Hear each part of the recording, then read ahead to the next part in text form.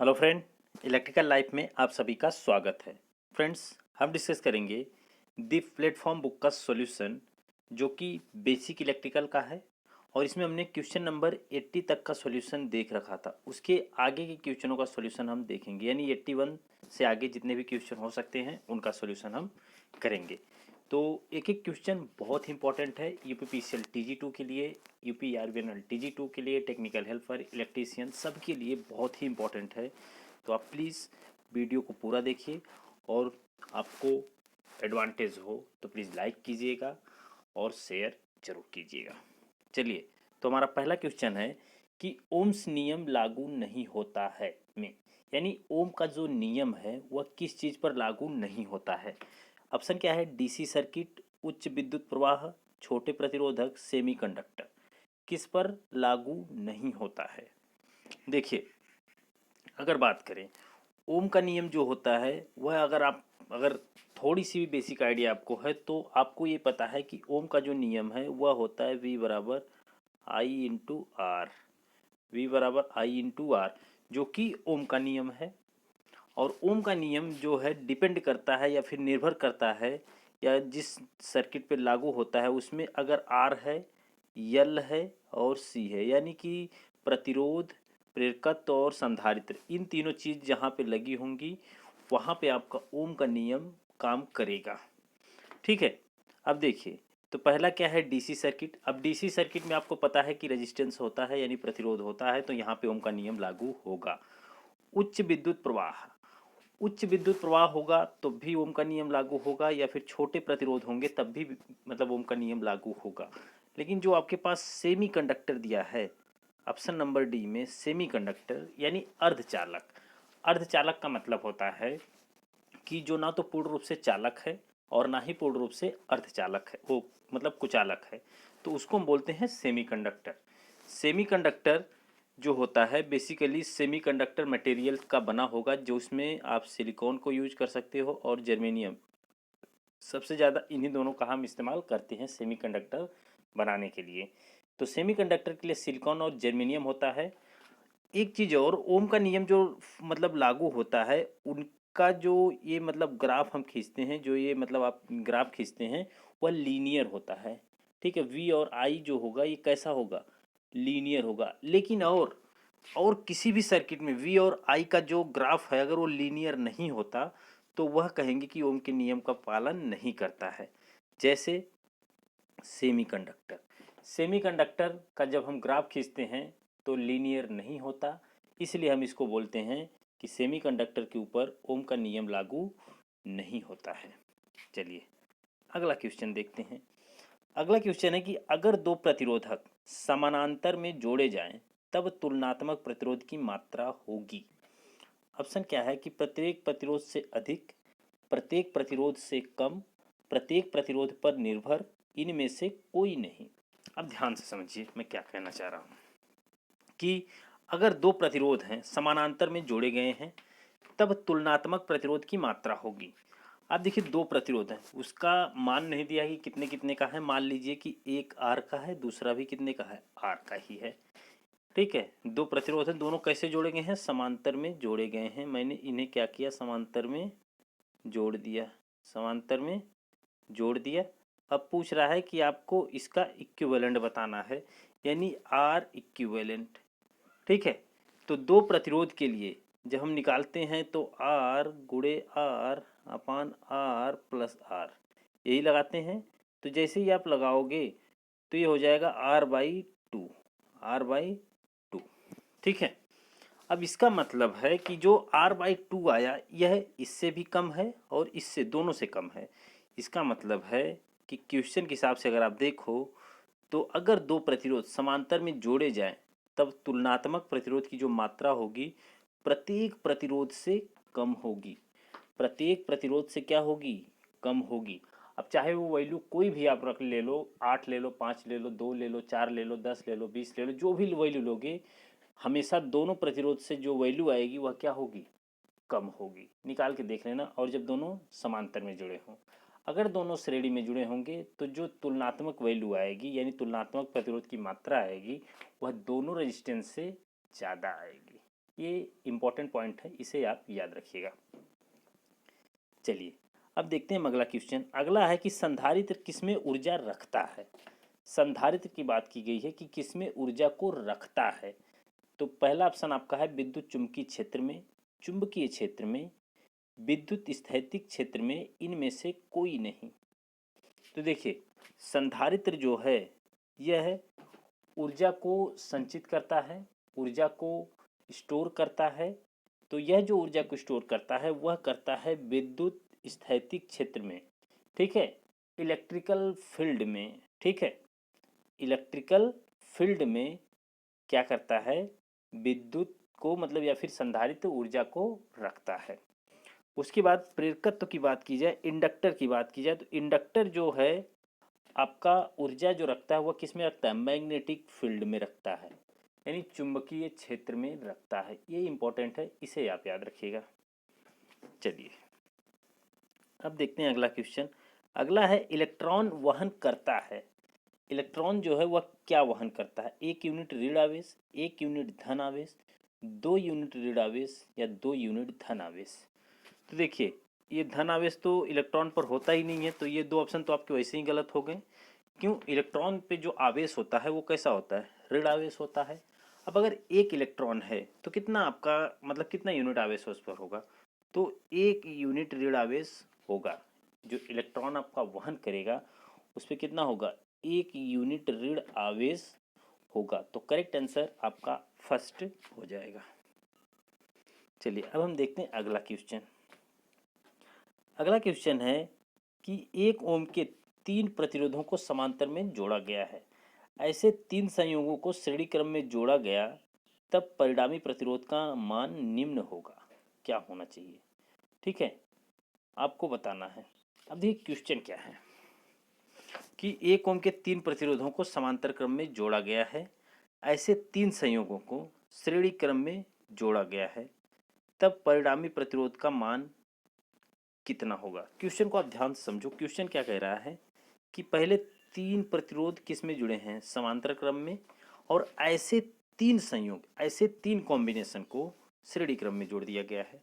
अब ध्यान से समझो मैंने क्या बोला कि एक 3 मतलब मान लीजिए कि एक रेजिस्टेंस ऐसे है, एक रेजिस्टेंस ऐसे है, फिर एक रेजिस्टेंस ऐसे है, ठीक है, 1 ओम का है। तो इनको हमने पहले किस में जोड़ा, समांतर में। तो जब समांतर में जोड़ेंगे तो 1/r बराबर आपकी वैल्यू आएगी 1/1 प्लस 1/1 प्लस 1/1, ठीक। तो आपकी जो वैल्यू आएगी 1/r बराबर 3/1 या फिर r बराबर जो आएगी 1/3 आएगी। r बराबर कितना आ जाएगी, 1/3 आ जाएगी। ये तो हो गया एक कॉम्बिनेशन का, ठीक। जो 1 ओम के 3 प्रतिरोध को समांतर में जब जोड़े तो उनका निकल के कितना आया, r का मान 1/3 आ गया। क्वेश्चन में आपसे बोला है कि ऐसे 3 संयोगों को श्रेणी क्रम में जोड़ा जाता है। अब ऐसे 3, इसका मतलब है कि एक 1/3 है और एक 1/3 है और एक 1/3 है। 3 ऐसे कॉम्बिनेशन है और इनको हमने किस में जोड़ा है, श्रेणी में जोड़ा है।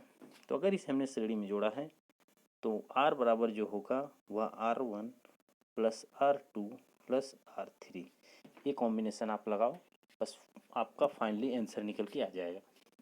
अब R1 का मान कितना 1/3 आया था, फिर इसका 1/3, फिर इसका 1/3।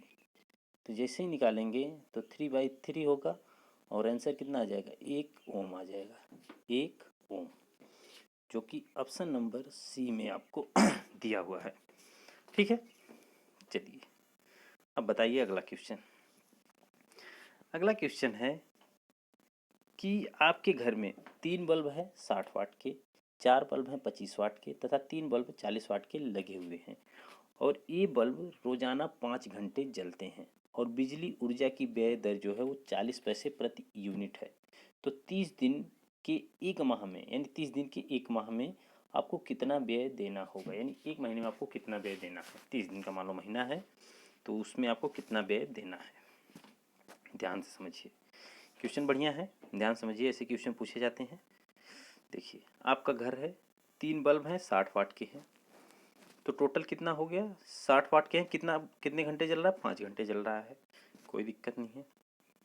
तो मान लीजिए पहला जो हमारी एनर्जी हुई एनर्जी बराबर क्या होता है, V इंटू आई इंटू टी। तो ये जो 60 वाट दिया ये क्या है, पावर है।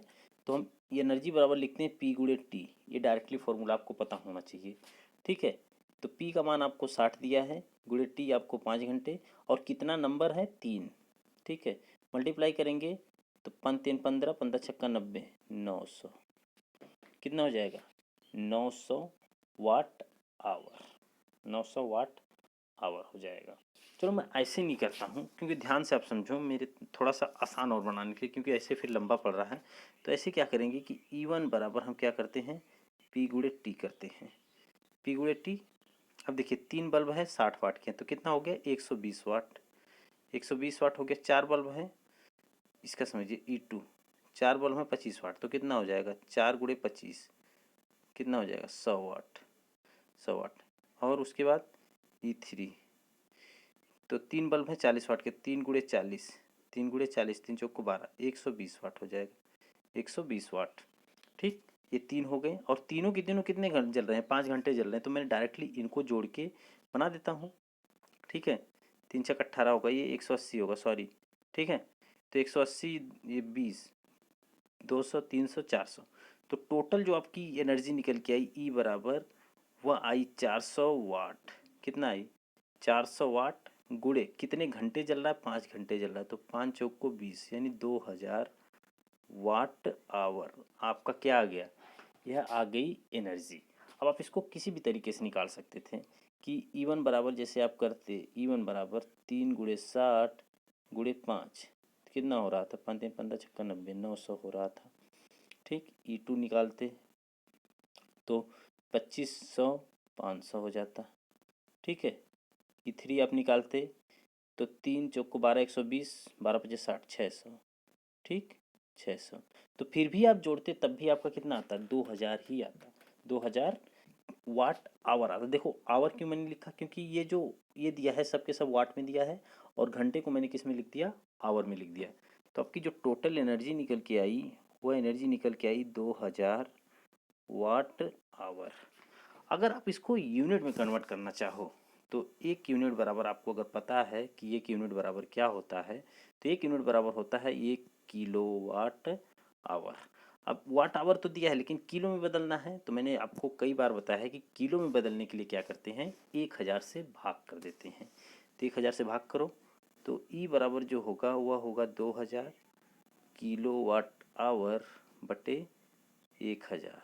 तो ये निकल के आ जाएगा कितना, 2 किलोवाट आवर, 2 किलोवाट आवर। अब जो ये एनर्जी आपकी निकल के आई 2 किलोवाट आवर निकल के आई, या फिर 2 यूनिट निकल के आई। ठीक है, 2 किलोवाट आवर कहो, चाहे तो आप इसको 2 यूनिट कहो, एक ही बात है। ठीक, अगर 2 यूनिट निकल के आई, तो ये कितने दिन की 2 यूनिट निकल के आई, ये यूनिट निकल के आई 1 दिन की, यानी 1 डे की ये यूनिट आपकी निकल के आई। लेकिन आप कितना दिन यूज करते हो, 30 दिन, यानी 1 महीना। तो 1 दिन की अगर 2 यूनिट है, तो 30 दिन की यानी 30 दिन की कितनी होगी, 60 यूनिट होगी, 60 यूनिट। अब 1 यूनिट का जो मूल्य है वो 40 पैसे है, तो 60 यूनिट का मूल्य कितना होगा, तो 60 गुणे 0.4 कर देना। ठीक है, आप मल्टीप्लाई करोगे 6 चौक को 24 रुपये आ जाएगा, 24 रुपये, जो कि ऑप्शन नंबर सी में आपको दिया हुआ है। ओके, चलिए अगला क्वेश्चन देखिए कि 3 ओम, 10 ओम व 15 ओम वाले 3 प्रतिरोधों को 30 वोल्ट वाले परिपथ में समांतर रूप से जोड़ा गया है। 3 ओम वाले प्रतिरोध में से प्रवाहित होने वाली विद्युत धारा कितनी होगी।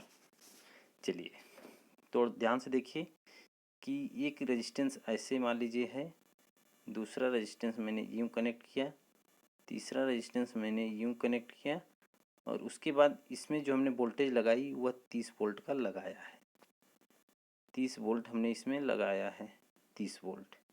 अब देखिए ये 3 था, ये 10 था, और ये 15 था, ऐसे था। अब एक चीज़ मेरे को बस ये फिगर आप ऐसे ड्रॉ करोगे। अब कह रहा है कि 3 ओम में कितनी करंट फ्लो हो रही है, क्वेश्चन आपसे ये बोल रहा है कि 3 ओम में कितनी करंट फ्लो होगी।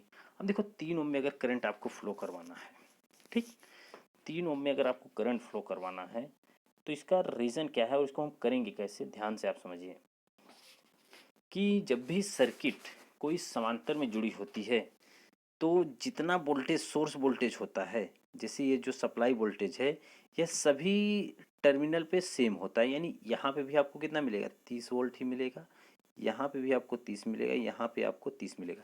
यानी अगर कोई कनेक्शन आपने समांतर में किया है तो सबके पास जो वोल्टेज मिलेगा वो 30 ही मिलेगा। अगर ये सीरीज होती तो सब में जो करंट होती वह सेम होती। याद रखना, समांतर में वोल्टेज सेम होता है और सीरीज में यानी कि श्रेणी में आपका करंट सेम होती है। तो 3 में आपका 30 वोल्टेज है तो फॉर्मूला बस ओम का नियम लगाओ, V बराबर I इंटू आर। तो I बराबर V बटे आर, V का मान 30, R का मान 3, कितना आ जाएगा, 10 एम्पियर आ जाएगा। कितना आ जाएगा, 10 एम्पियर आ जाएगा। ठीक है, तो आप ऐसे लगा सकते हो, किसी भी एक क्रॉस आप करंट निकाल सकते हो, टोटल करंट आप आराम से निकाल सकते थे। ठीक है, टोटल करंट भी निकाल सकते थे, सब कुछ निकाल सकते थे। तो इस तरीके से आप निकाल के तो प्लीज़ कमेंट सेक्शन में ये बताओ कि यहाँ से कितनी करंट जाएगी। ठीक है, ध्यान से कमेंट सेक्शन में इतनी चीज़ आपको बतानी है कि करंट आपकी यहाँ से कितनी जाएगी, यानी टोटल करंट या सोर्स करंट कितनी होगी। ओके, चलिए अब देखिए अगला क्वेश्चन है। एक कैपेसिटर 5 वोल्ट का है और वो 0.12 कूलम चार्ज स्टोर करता है, इसकी धारिता क्या होगी। क्वेश्चन आसान है, अब इसमें कुछ पूछा नहीं है। इसमें आपको ये V दिया है और ये आपको Q दिया है, आपसे C पूछ रहा है। ठीक है, तो C बराबर आपको पता है कि Q बाई V होता है, C बराबर Q बाई V। ठीक, तो 0.212 बटे 5, बस डिवाइड कर दो, आपका आंसर निकल के आ जाएगा। आपका आंसर निकल के आ जाएगा। तो आपका आंसर जो होगा ऑप्शन नंबर बी होगा। निकालेंगे तो आएगा 0.024 फैरड। कैपेसिटी की जो यूनिट होती है वो क्या होती है, फैरड होती है। तो डिवाइड कर लेना, आपका आंसर यही आएगा। चलिए अगला क्वेश्चन है कि दो संधारित्र जिनकी धारिता 2F व 3F है को श्रेणी में जोड़ा गया है। एक तीसरा संधारित्र जिसकी धारिता 1 फैरड है को इनके समांतर जोड़ा गया है, परिणामी धारिता क्या होगी। क्वेश्चन देखो बहुत आसान है, थोड़ा ध्यान से आप बस कर लो, क्वेश्चन कर सकते हो आप। ठीक है, अब देखिए क्वेश्चन में क्या है कि दो संधारित्र जिनकी धारिता, अब दो संधारित्र हैं, ये रहा आपका संधारित्र, और इनको हमने कैसे जोड़ा है, इनको हमने जोड़ा है श्रेणी में, इनको हमने जोड़ा है श्रेणी में, और इसके संग हमने एक जोड़ दिया है समांतर में। तो परिणामी यानी कि यहाँ से यहाँ के बीच का आपको धारिता बताना है। ये 2 है, ये 3 है और ये 1 है। ठीक है, अब देखिए 2 और 3 किस में है, श्रेणी में है, तो संधारित्र वाला फॉर्मूला लगाएंगे कि 1/C, नहीं तो डायरेक्ट फॉर्मूला हम लगाते हैं C बराबर, ठीक है, एक होगा C बराबर C1 गुणे C2 बटे C1 प्लस C2। ठीक है, ये जब दो संधारित्र श्रेणी में जुड़े हों तो ये वाला फॉर्मूला आप डायरेक्ट लगा देना, आंसर आपका डायरेक्टली निकल के आएगा। 2 गुणे 3 बटे 2 प्लस 3, 2 प्लस 3, तो 2 3 6 बटे 5, 6 बटे 5। अब 6 बटे 5 के साथ एक जो होगा वो किस में होगा, एक जो होगा आपका वो किस में होगा, वह होगा समांतर में। तो हमें पता है संधारित्र जब समांतर में जुड़े होते हैं तो उनको हम सीधा सीधा जोड़ देते हैं। तो जोड़ दो, 6 बटे 5 प्लस 1 प्लस 1, तो 5 एकम 5 गुणा करेंगे तो 5 एकम 5, 6 5 11 बटे 5, कितना हो जाएगा 11 बटे 5, 11 बटे 5। तो ऑप्शन नंबर फर्स्ट ही इसका क्या होगा, करेक्ट आंसर हो जाएगा। ठीक है, कैसे निकाला मैंने बता दिया आपको, आप ध्यान से निकाल लो इसको। चलिए अगला क्वेश्चन देखते हैं। अगला है संधारित्र वोल्टेज स्थिर रखकर जब समांतर प्लेट संधारित्र की प्लेट का क्षेत्रफल बढ़ा दिया जाता है तो प्लेटों के बीच का बल हो जाता है, बताइए। अब देखिए समांतर वोल्टेज, संधारित्र वोल्टेज स्थिर रखकर जब समांतर प्लेट संधारित्र की प्लेट का क्षेत्रफल बढ़ा दिया जाता है तो प्लेट के बीच का बल जो होता है वो क्या होता है, C बराबर जो होता है वह होता है आपका epsilon not A upon D। ठीक है, ये तो होता है क्वेश्चन। संधारित्र वोल्टेज स्थिर रखकर, वोल्टेज को हमने जब स्थिर रखकर जब समांतर प्लेट संधारित्र की प्लेट का क्षेत्रफल बढ़ा दिया जाता है तो प्लेटों के बीच में जो बल लगेगा वो कैसा लगता है। अब देखिए क्षेत्रफल अगर हम बढ़ा दिए तो इसका मतलब एक कैपेसिटी बढ़ जाएगी, जब कैपेसिटी बढ़ जाती है तो इसका मतलब जो है क्या है, बल अधिक लगेगा। बल क्या लगेगा, अधिक लगेगा। तो करेक्ट आंसर जो होगा ऑप्शन नंबर ए होगा। चलिए अगला क्वेश्चन है कि एम्पियर सेकेंड किसका मात्रक है। बहुत आसान क्वेश्चन है, एम्पियर सेकेंड किसका मात्रक है। अब देखिए एम्पियर सेकेंड, एम्पियर को आई, सेकेंड मतलब टी। अब आई इंटू टी बराबर क्या होता है, क्यू। आई इंटू टी बराबर क्या होता है, क्यू। तो आई जो है एम्पियर है, टी जो है टाइम है, बराबर जो हो गया वो क्यू। क्यू के बराबर होता है, हमको पता आवेश बराबर जो होता है एम्पियर गुणे टाइम होता है। तो आवेश का मात्रक क्या होगा, होगा एम्पियर। आवेश का मात्रक क्या हो जाएगा, एम्पियर। वैसे आवेश का मात्रक क्या होता है, आवेश का मात्रक होता है कूलाम। क्या होता है, कूलाम। ठीक। चलिए अगला क्वेश्चन है कि किसी बल्ब पर 200 वोल्ट तथा 100 वाट लिखा हुआ है तो उस बल्ब का प्रतिरोध क्या होगा। बहुत आसान क्वेश्चन है, मैंने कल पावर का आपको 3 फॉर्मूला बताया था। पी बराबर वी स्क्वायर बटे आर भी था, वी इंटू आई भी था, और आई स्क्वायर आर भी था। इसमें जो हमको मतलब कि जिस हिसाब से हमको डाटा दिया रहता है उस हिसाब से हम वो वाला फॉर्मूला लगा देते हैं। ठीक है, तो इस डाटा के हिसाब से हमको वोल्टेज दिया है और वाट दिया है, सिर्फ आर पूछा है, तो ये वाला फॉर्मूला हमारे लिए सुटेबल है, तो डायरेक्ट यही वाला रख देंगे हम। ठीक है, तो जब ये वाला फॉर्मूला रखेंगे, ठीक है, देखिए ध्यान से रखिए, ये वाला फॉर्मूला रखेंगे पी बराबर वी स्क्वायर बटे आर। तो आर बराबर जो होगा वी स्क्वायर मतलब 200 गुणे 200 बटे 100, कैंसिल हो जाएगा, आर दो दूनी 400। तो 400 ओम आपका आंसर आ जाएगा, जो कि ऑप्शन नंबर ए में ही आपको दिया हुआ है। ठीक है, तो कैसे निकलेगा, बहुत आसान है। अगला क्वेश्चन, अच्छे सुचालक का विशिष्ट प्रतिरोध। एक अच्छा कंडक्टर है तो उसका विशिष्ट प्रतिरोध यानी प्रतिरोधकता क्या होगी। तापमान पर निर्भर नहीं करता है, क्रॉस सेक्शनल क्षेत्र या चालक की लंबाई पर निर्भर नहीं करता, सभी तापमान पर स्थिर रहेगा, किसी निश्चित तापमान पर स्थित रहेगा और सुचालक के पदार्थ पर निर्भर करता है। ये देखिए क्वेश्चन जो है कि विशिष्ट प्रतिरोध यानी प्रतिरोधकता की बात की गई है। तो जो प्रतिरोधकता होती है वह बेसिकली डिपेंड करती है कि किसी टेम्परेचर पे, मान लीजिए कि क्या है ये कांस्टेंट रह सकता है। तो बेसिकली ये क्या है, इसका कहने का मतलब है कि जो प्रतिरोधकता है यानी विशिष्ट प्रतिरोध है वह तापमान पर निर्भर करती है। किस पर निर्भर करती है, तापमान पर निर्भर करती है। जबकि विशिष्ट प्रतिरोध किस पदार्थ का बना है, किस मटेरियल का आपने इसको बनाया है, इस पर भी निर्भर करेगी। और सबसे ज़्यादा जो विशिष्ट प्रतिरोध है यानी कि प्रतिरोधकता वह पदार्थ पर निर्भर करती है। अगर दो चालक हैं आपके पास, ध्यान से समझना कि दो चालक हैं, उसकी लंबाई कुछ भी हो, उसका क्षेत्रफल कुछ भी हो, ठीक है, उसका रेजिस्टेंस भी कुछ भी हो, लेकिन अगर दोनों चालक कॉपर के हैं, सपोज Cu के हैं, तो उनकी प्रतिरोधकता जो होगी वो क्या होगी, सेम होगी। उनकी प्रतिरोधकता क्या होगी, सेम होगी। ठीक है, तो याद रखिएगा प्रतिरोधकता या फिर विशिष्ट प्रतिरोधकता, तो ये मटेरियल के ऊपर डिपेंड करती है, पदार्थ के ऊपर डिपेंड करती है।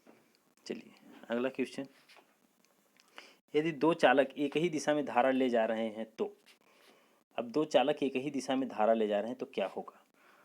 चलिए बताइए, चालक अनुनाद में होंगे, दोनों चालकों के बीच वोल्टेज बढ़ेगी, चालक एक दूसरे को प्रतिकर्षित करेंगे, चालक एक दूसरे को आकर्षित करेंगे। क्या होगा करेक्ट आंसर, तो करेक्ट आंसर होगा ऑप्शन नंबर डी, चालक एक दूसरे को क्या करेंगे, आकर्षित करेंगे।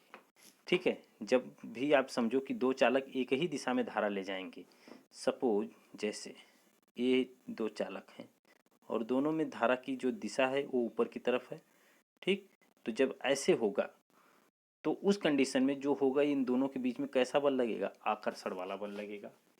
ठीक, लेकिन अगर दोनों चालक हैं, ठीक है, दो चालक हैं और उनके बीच में अगर जो धारा की दिशा है वह विपरीत है, तो उनके बीच में जो बल लगेगा वह होगा प्रतिकर्षित बल। ठीक है, वो कैसा होगा, प्रतिकर्षित बल। चलिए अगला क्वेश्चन है कि घरों में पंखे और लैंप निम्नलिखित में जुड़ा होता है। घर पे जो पंखे लैंप सब कुछ जो जुड़े होते हैं, किस में जुड़े होते हैं, वो जुड़े होते हैं समांतर में। बहुत बेसिक सा क्वेश्चन है, ठीक है, आप आराम से इसको बता सकते हो। समांतर में हम क्यों जोड़ते हैं, तो इसका कारण होता है कि सबकी रेटिंग के अनुसार, जैसे कि जो इक्विपमेंट आपने लगाया, जो बल्ब लगाया, जो पंखा लगाया, उसका एक रेटिंग होता है कि उसमें इतनी करंट फ्लो होनी चाहिए, तो उसमें उतनी करंट फ्लो होती है उसकी रेटिंग के अनुसार। ठीक है, और सबसे बड़ा मतलब एडवांटेज होता है कि अगर आप समांतर में करते हो तो सपोज घर पे पंखा लगाए हो, लाइट लगाए हो और भी कोई इक्विपमेंट आपने लगाया है, तो कोई दिक्कत आती है, सपोज पंखे में लाइट नहीं जा रही, वहाँ पे शॉर्ट हो गया या फिर वहाँ पे कोई दिक्कत आ गई, फॉल्ट हो गया, टूट गया तार, तो इससे क्या होगा कि बाकी के इक्विपमेंट जो लगे हुए हैं, बल्ब और भी पंखे जो लगे हैं, उस सब के सब काम करते रहेंगे। ठीक है, तो समांतर में लगाने का सबसे बड़ा फ़ायदा यही होता है। ठीक है, लेकिन अगर आप श्रेणी में कर दोगे तो श्रेणी में करने से अगर एक तार भी टूट जाए तो पूरा सिस्टम खराब होगा, पूरी लाइट नहीं जलेगी घर की। ठीक है, तो इस सब चीज़ों से बचने के लिए हम लोग समांतर में इसका कनेक्शन करते हैं। चलिए अगला क्वेश्चन है। अगला है, दिए गए चित्र में ए तथा बी के बीच तुल्यमान प्रतिरोध है। ए और बी के बीच में तुल्यमान प्रतिरोध आपको निकालना है। तो आर और आर, ए आर पैरेलल, मतलब कि ये ऐसे एक सर्किट बना है। ठीक है, अब इसका आपको निकालना है। अब देखिए पहले हम निकालेंगे इस ब्रिज सर्किट का। ये देखिए, ये आपको क्या दिख रहा है, एक व्हीट स्टोन ब्रिज की तरह फिगर दिख रहा है। ठीक है, अगर आप ध्यान से देखें तो एक व्हीट स्टोन ब्रिज की तरह का फिगर दिख रहा है, और इस फिगर में दो भुजाएं ऐसे ऐसे कनेक्ट है, बीच में एक भुजा ऐसे लगी हुई है। अब देखिए व्हीट स्टोन ब्रिज, अब यह है तो क्या यह संतुलन में है या फिर असंतुलित है? तो यह जानने के लिए हम क्या करते हैं, आर का गुणा इसमें और इस आर का गुणा इसमें, दोनों का मल्टीप्लाई ऐसे ऐसे करेंगे तो हम देखेंगे कि हमको मिला आर स्क्वायर बराबर आर स्क्वायर, यानी दोनों हमको बराबर मिल गया। तो इसका मतलब है कि यह जो ब्रिज है यह किस में है, यह संतुलन में है। अगर यह ब्रिज संतुलन में है तो इसका मतलब है कि अगर यह ब्रिज संतुलन में है तो इसका मतलब है कि इससे करंट का मान क्या होगा, जीरो। तो इसका मतलब इसको अगर करंट का मान, अब देखो जहाँ पे करंट का मान जीरो होता है वहाँ की जो ब्रांच है, जो शाखा है, उसे हम क्या कर देते हैं, खुला कर देते हैं, यानी ओपन कर देंगे। तो इसको हम कर देंगे ओपन, तो इसका कोई मतलब नहीं है। तो आप फिर देखोगे कि यह रेजिस्टेंस और यह रेजिस्टेंस किस में है, पैरेलल में, ओ सॉरी सीरीज में, और यह किस में होगा, यह भी श्रेणी में होगा, यानी यह दोनों श्रेणी में और यह दोनों श्रेणी में। ठीक, तो आप देखेंगे ध्यान से कि इन दोनों को श्रेणी में जोड़ते ही हमें जो नया रेजिस्टेंस मिलेगा वो मिलेगा 2R, क्लियर है। और इन दोनों को श्रेणी में जोड़ते ही हमें जो नया रेजिस्टेंस मिलेगा वो मिलेगा 2R। तो हमारा फिगर ऐसे कुछ बन जाएगा। तो जब हमारा फिगर कुछ ऐसा बनेगा तो तब देखेंगे 2R और R ये दोनों किस में हैं, यह दोनों हमारे जुड़े होंगे ऐसा कि समांतर में, क्योंकि अब बीच में तो ये कोई है नहीं, इसको तो हमने नेगलेक्ट कर दिया, इसको ख़त्म कर दिया है। तो 2R और 2R जो होगा ये किस में होगा, समांतर में। तो समांतर का जो फॉर्मूला होगा R निकालेंगे तो 2R गुणे 2R, दो ब्रांच मतलब कि दो रेजिस्टेंस के लिए 2R प्लस 2R। ठीक, तो हो जाएगा 4R स्क्वायर अपान 4R, तो कैंसिल होगा तो आपको मिलेगा R। ठीक है, वैसे भी हमने बताया है कि जब भी दो बराबर वैल्यू वाले रेजिस्टेंस, दो बराबर मान के रेजिस्टेंस अगर समांतर में जुड़े हों तो उनका तुल्यमान प्रतिरोध निकालेंगे तो वह आधा आएगा। तो देखो 2R है तो आधा कितना होगा, R होगा। अब देखिए नया जो फिगर बनेगा वह फिगर आपको बनेगा कुछ यूं ही, कुछ यूं बनेगा, और यही से यही आपको दिया है ए और बी, यानी ये आर है और ये आर, हमारा ये आर तो निकल के आया है, ये आर आपको ये दिया हुआ है। ठीक, तो आर और आर अब दोनों फिर समांतर में जुड़े हुए हैं। ठीक है, दोनों के दोनों कैसे जुड़े हुए हैं, समांतर में। अब समांतर में कैसे देखें, तो अगर आप देखें, अगर यहाँ से करंट देखेंगे तो कुछ करंट इधर जाएगी, कुछ करंट यहाँ, तो यानी जहाँ पे करंट बट जाती है वहाँ पे हम बोलते हैं कि यह कनेक्शन कैसा है, यह कॉम्बिनेशन समांतर का है। तो आर आर दोनों पैरेलल में है तो दोनों की वैल्यू समान है, तो इनका जो रेजिस्टेंस निकल के आएगा वह कितना होगा, R/2 होगा, R/2 निकालेंगे तो आर इक्विवेलेंट जो निकल के आएगा वो होगा आर गुणे R upon R plus R, तो हो जाएगा आर स्क्वायर बटे 2R, आर स्क्वायर बटे 2R, तो आर स्क्वायर से कटेगा तो R/2 आ जाएगा। ठीक है, तो करेक्ट आंसर जो होगा वो ऑप्शन नंबर बी हो जाएगा। चलिए अगला क्वेश्चन, एक स्थिर धारा स्रोत 10 किलो ओम के कोड पर 0.40 एम्पियर की धारा सप्लाई करता है। यदि लोड को बढ़ाकर मतलब बदलकर 100 ओम कर दिया जाए तो लोड पर धारा कितनी होगी। ठीक है, अब देखिए क्वेश्चन जो है ना वो थोड़ा सा समझने वाला है, बस इसमें आपको कुछ नहीं करना है। देखिए इसका जो करेक्ट आंसर होगा वह करेक्ट आंसर आपका जो आना चाहिए 97 नंबर का, वह आएगा आपका, कितना आएगा आपको यही बताना है। ठीक है, तो जो करेक्ट आंसर दिया है वह दिया है आपको 40 एम्पियर। लेकिन आप अगर एक चीज़ ध्यान से देखें, ठीक, तो अगर आप ध्यान से देखें, ठीक है, अगर आप ध्यान से देखें तो क्वेश्चन आपसे बोला है कि एक स्थिर धारा स्रोत है। अब एक स्थिर धारा स्रोत है जो कि 10 किलो ओम के कोड पर 0.40 की मतलब कि धारा सप्लाई करता है। तो यदि लोड को आप बदल के 100 ओम कर दिए तो फिर लोड पर धारा कितनी जाएगी, कितनी होगी? तो ऑप्शन आपको दिया है 40 एम्पियर, जो कि करेक्ट नहीं हो सकता, क्योंकि क्वेश्चन ही आपसे क्या बोला है, क्वेश्चन आपसे बोला है कि एक स्थिर धारा स्रोत है। अगर एक स्थिर धारा स्रोत है तो मेरी बात ध्यान से समझना कि अगर एक स्थिर है तो आप लोड को कुछ भी बदल दो, क्या स्थिर चीज़ बदल सकती है? जो कांस्टेंट है, जो स्थिर है, कांस्टेंट वोल्टेज सोर्स हो, कांस्टेंट करंट सोर्स हो, अब उसकी वैल्यू आपने 0.40 एम्पियर रख दिया, तो क्या आप अगर चेंज कर दिए लोड को, यानी पहले 10 किलो मतलब 10 किलो ओम था, अब आपने 100 ओम कर दिया, लोड को ही तो चेंज किया, तो क्या करंट में चेंज होगा? क्योंकि एक स्थिर धारा स्रोत है तो चेंज नहीं होगा, तो 0.40 एम्पियर मिलेगा। और 0.40 एम्पियर आपको कम मिलेगा, तो ये होगा 40 मिली एम्पियर। 40 मिली मतलब 10⁻³ 10⁻³ का मतलब 40 बटे मतलब 4/100 कर दो, 4/100, 4/100 का मतलब 0.40 एम्पियर, 0.40 एम्पियर आप कर सकते हो। ओके, तो हम ऐसा कर सकते हैं। ठीक है, तो आपका जो करेक्ट आंसर होना चाहिए वो करेक्ट आंसर होगा आपका ऑप्शन नंबर बी। नहीं तो 400 को अगर आप करोगे 400/1000 करोगे ना, तो ये 2 जीरो से कटेगा तो 0.4 एम्पियर होगा। तो ऑप्शन नंबर बी करेक्ट माना जा सकता है इसके लिए, क्योंकि इसमें तो 0.040 आ रहा है। ठीक है, तो ये नहीं करेक्ट होगा, ये वाला आपका करेक्ट होगा।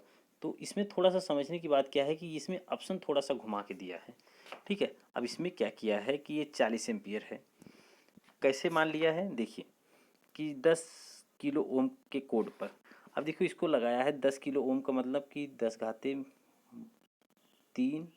गुड़े आई इंटू आर होता है, तो 0.40 बराबर 100 गुड़े आई कर दिया है, 100 गुड़े आई कर दिया है। ठीक है, तो ये कैंसिल हो गया आपका, किससे, इससे कैंसिल हो गया, तो ये हो जाएगा 100 गुड़े 40 करेंगे तो 40 एम्पियर, ऐसे मतलब कि कैलकुलेट किया है। तो आंसर जो आया है आपका ऑप्शन नंबर ए आया है। लेकिन मेरे भाई एक बात ध्यान से समझो कि अगर जब आपसे क्वेश्चन में बोला है कि स्थिर धारा स्रोत है, तो आप लोड को बदल भी दोगे तो उससे आपका करंट थोड़ी ना बदल जाएगी, करंट तो आपकी वही रहेगी ना। ध्यान से समझो, एक स्थिर धारा स्रोत है और ये जेई में आया हुआ क्वेश्चन है, ऐसा क्वेश्चन जेई में आया हुआ है और वहाँ पे करेक्ट आंसर सिर्फ इतना ही माना है, 0.40 एम्पियर ही होगा। ठीक है, इसलिए मैं बता रहा हूँ आपको। तो आपका correct answer option number B माना जाएगा यहाँ पे। लेकिन दिया ये है और ये कैसे निकाला है इस तरीके से, लेकिन जो कि करेक्ट नहीं होगा क्योंकि क्वेश्चन ही आपसे स्थिर धारा स्रोत बोला है। चलिए अगला क्वेश्चन है, यदि 5 ओम के दो प्रतिरोधों को समांतर क्रम में जोड़ा जाए तो समतुल्य प्रतिरोध होगा। यदि 5 ओम के दो प्रतिरोध को समांतर में जोड़ा जाए तो समतुल्य प्रतिरोध क्या होगा? अब 5 ओम के हैं तो सिंपल सी बात है कि ये दो प्रतिरोध हैं, ये 5 का है और ये 5 का है, दोनों समांतर में जुड़े हुए हैं, तो इनका समतुल्य प्रतिरोध क्या होगा? मैंने आपको डायरेक्ट बताया है कि दो रेजिस्टेंस हो, दोनों की वैल्यू समान हो और उनको समांतर में जोड़ दो तो उनका जो इक्विवेलेंट निकल के आएगा, जो समतुल्य निकल के आएगा, उनका आधा हो। 5 का आधा कितना होता है? 2.5। तो ऑप्शन नंबर डी करेक्ट होगा। चलिए अगला क्वेश्चन। अगला क्वेश्चन है कि दिए गए चित्र में 2 ओम प्रतिरोध से कोई धारा प्रवाहित नहीं होती है तो समतुल्य प्रतिरोध होगा। अब आपको पता है कि इससे कोई करंट नहीं फ्लो हो रही है, तो जब कोई करंट फ्लो नहीं हो रही तो इसका मतलब है कि यह कैसा है, ये ओपन सर्किट है। अगर यह ओपन सर्किट है तो इसका मतलब है कि यह दोनों किस में है, यह दोनों आपके कनेक्ट हो गए सीरीज में और यह दोनों किस में हो गए सीरीज में। तो 10 और 10 किस में हो जाएंगे, 10 और 10 सीरीज में है तो दोनों को जोड़ दीजिए डायरेक्ट, 10 और 10 हो जाएगा 20 और ये भी 10 10 कितना हो जाएगा 20। अब 20 जो है वो समांतर में है 20 के संग, तो इनका इक्विवेलेंट जब निकालेंगे तो आधा होगा, क्योंकि 20 20 किस में हो गए समांतर में। ठीक है, तो इनका इक्विवेलेंट कितना होगा, आधा, तो आधा मतलब 10। ऑप्शन नंबर डी करेक्ट हो जाएगा। ऑप्शन नंबर डी क्या होगा, करेक्ट हो जाएगा। चलिए अब देखिए, ये दिया है फिगर और इसमें आपसे बोल रहा है कि इसका समतुल्य धारिता निकालिए। अब आप मेरे को एक चीज़ बताओ कि ये किस में जुड़ा है, सीरीज में कि समांतर में। तो आप कहोगे कि सर श्रेणी में जुड़ा है, तो श्रेणी में जुड़ा है तो भाई मैं निकाल लेता हूँ 1/c बराबर, ऐसे ही तो निकालते हैं, 1/c बराबर 1/4 प्लस 1/4 प्लस 1/4, तो ये हो जाएगा 4, ऊपर हो जाएगा 3। ठीक है, ऐसे क्वेश्चन को हमने कितनी बार सॉल्व किया है। तो फिर c बराबर क्या हो जाएगा, c बराबर हो जाएगा 4/3 माइक्रोफैरड, 4/3 माइक्रोफैरड, जो कि ऑप्शन नंबर बी में आपको दिया हुआ है। चलिए अगला क्वेश्चन है, कूलाम के नियम में दो बिंदु आवेशों के बीच बल अनुपाती होता है। कूलाम का नियम, अब कूलाम के नियम का क्या फॉर्मूला आपको याद है? अगर आपको फॉर्मूला याद है तो आप डायरेक्ट कर सकते हो। तो फार्मूला की अगर हम बात करें तो यह बराबर जो होता है वह होता है Q1 Q2 अपान डी स्क्वायर। ठीक है, एप्सिलॉन नॉट अपान 4 पाई ये मान लो होता है, इसको हम के मान लेते हैं। ठीक है, ये फॉर्मूला होता है के बराबर एप्सिलॉन नॉट अपान 4 पाई होता है। तो इसमें देखने को आपको मिल रहा है कि Q1 यानी कि Q1 और Q2 यानी कि दो आवेशों के गुणनफल के समानुपाती। ठीक है, उसके बाद उनके बीच की दूरी के वर्ग के व्युत्क्रमानुपाती, माध्यम के परावैद्युतांक यानी के बराबर जो है वो एप्सिलॉन नॉट अपान 4 पाई, तो ये परावैद्युतांक है, इस पर भी निर्भर करता है आपका। तो क्या करेक्ट होना चाहिए, करेक्ट आंसर क्या होना चाहिए, आपसे यही बोल रहा है। अब देखिए क्वेश्चन को अगर आप ध्यान से समझो तो ये सिर्फ दिया है कि उनके बीच की दूरी, अब देखिए कि बीच बल अनुपाती होता है, किसके अनुपाती होता है, तो अनुपाती की बात की गई है, जबकि उनके बीच की दूरी के व्युत्क्रमानुपाती होता है।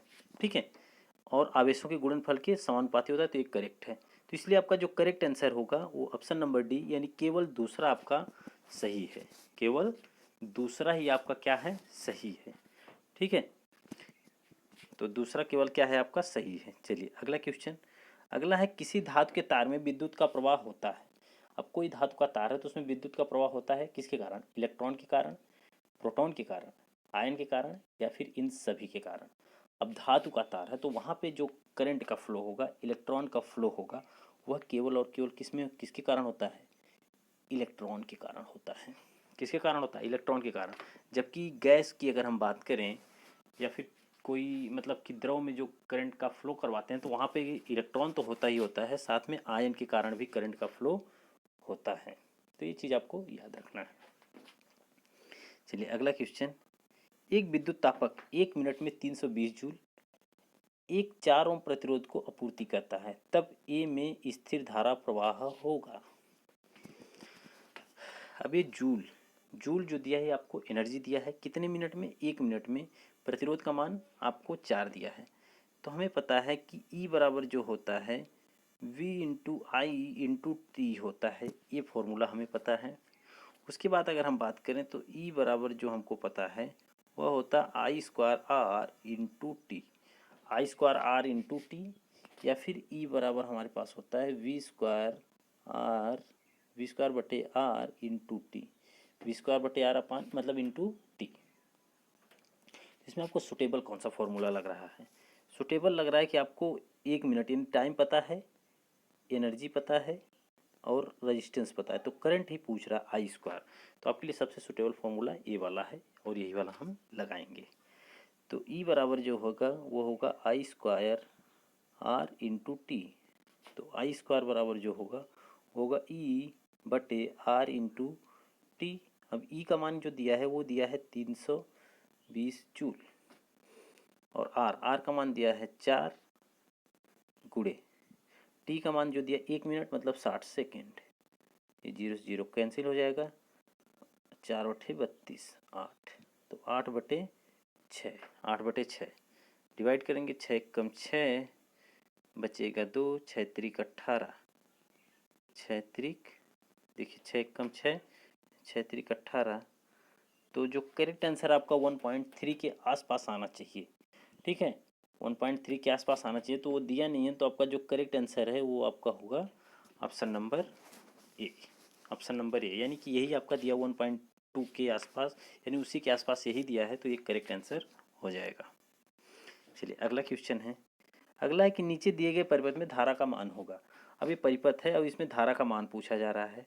अब देखिए परिपथ कैसा, श्रेणी में है कि समांतर में, कैसे जुड़ा हुआ है। तो आप देखेंगे कि ये परिपथ आपका 100 ओम, 50 ओम, 50 ओम, ये जुड़ा है श्रेणी में। अगर यह श्रेणी में जुड़ा है तो इसका हम निकालेंगे पहले तो टोटल रेजिस्टेंस। तो टोटल रेजिस्टेंस हम निकालेंगे तो 50 50 100 और 100 200 ओम हो जाएगा, 200 ओम। ठीक, यही होगा। अब अगर हम देखें तो हमारा जो वोल्टेज दिया है वो 100 वोल्ट दिया है, 100 वोल्ट दिया है। तो V बराबर जो दिया है वो 100 वोल्ट दिया है।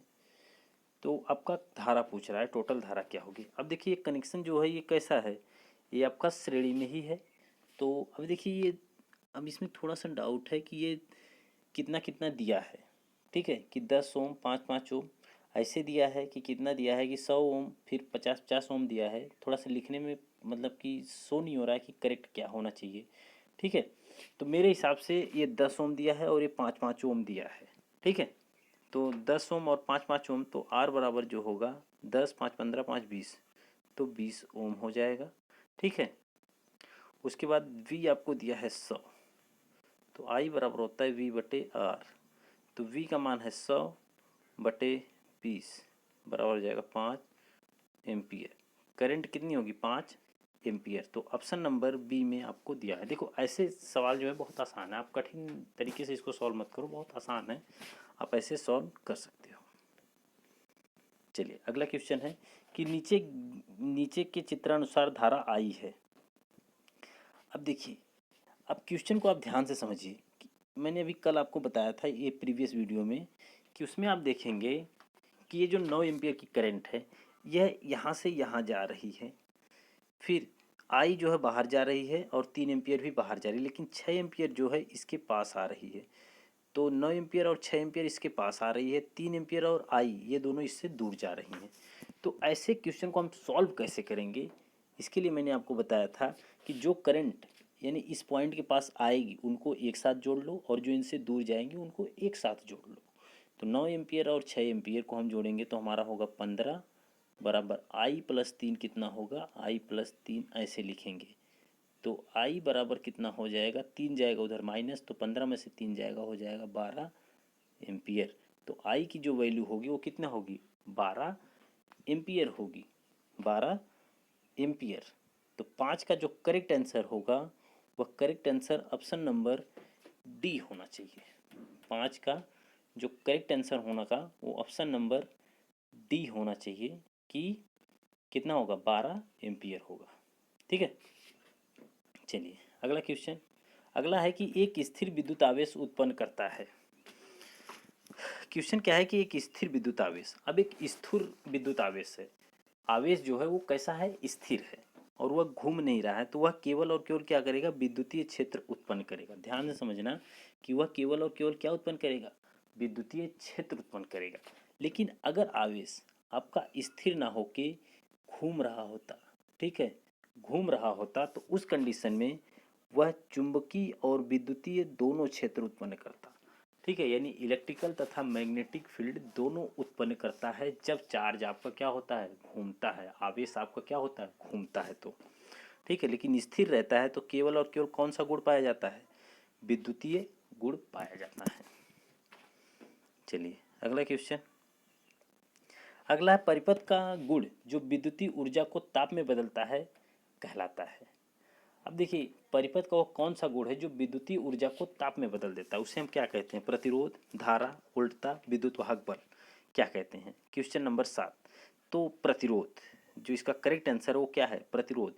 यानी प्रतिरोध में आप क्या देते हो, प्रतिरोध में आप देते हो धारा, उसका इनपुट जो होता है धारा होता है, लेकिन आउटपुट में आपको क्या मिलता है, ताप, रोशनी मिलती है। किसी बल्ब को आप जला रहे हो तो प्रतिरोध है, आउटपुट में वो बल्ब आपको क्या मिलता है, ताप देता है, गर्मी देता है। ठीक है, तो प्रतिरोध के कारण ही क्या होता है कि यह ऊर्जा को बदलता है, किस ऊर्जा को, यानी विद्युतीय ऊर्जा को ताप में बदल देता है। ठीक है, चलिए अगला क्वेश्चन। किसी चालक में विद्युत धारा के प्रवाह का कारण होता है। प्रतिरोध में अंतर, ताप में अंतर, विद्युतीय विभव में अंतर। देखिए किसी भी चालक में विद्युत धारा में के प्रवाह का जो मेन कारण होता है वह होता है विभवांतर। क्या होता है? विभवांतर। विभवांतर का मतलब क्या है कि दो विभवों का अंतर। जब तक विभवांतर नहीं होगा यानी पोटेंशियल डिफरेंस नहीं होगा, यानी विभवांतर नहीं होगा, तो धारा का फ्लो सर्किट में नहीं होगा। ये पॉइंट आपको याद रखना है। तो जो करेक्ट आंसर होगा वह करेक्ट आंसर आपका होगा विद्युतीय विभव का अंतर। विद्युतीय विभव का अंतर।